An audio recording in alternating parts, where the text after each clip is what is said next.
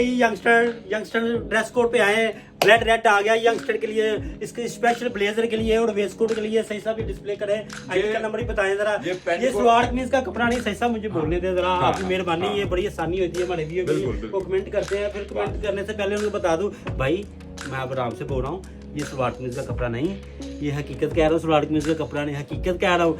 ये original blazer और waste coat और आप ट्राउजर चला सकते हैं, ड्रेस कोड शाल बाकी सही साल आपको बताएंगे। 1034 फैब्रिक इसका आर्टिकल है 1034।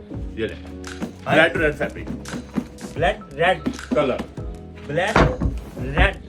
यंगस्टर के लिए जनाब, जो ग्रूम के लिए यंगस्टर शेड लेना चाहते हैं, लवली शेड जाता हाँ ये लवली ਇਹਨੂੰ ਕੀ ਕਹਿੰਦੇ ਨੇ लवली। ਤੇ ਅਗਰ ਬ੍ਰਾਈਡਲ ਦਾ ਵੀ ਇਹੀ ਡਰੈਸ ਕਲਰ ਹੋਏ ਤੇ ਕੀ ਗਾਣਾ ਯਾਦ ਆਉਂਦਾ, ਜਦੋਂ ਹੋਲੀ ਦੇ ਲੈਣਾ ਤੇਰਾ ਨਾਂ मैं था मर जानिया में। लो जी, ये वो कलर है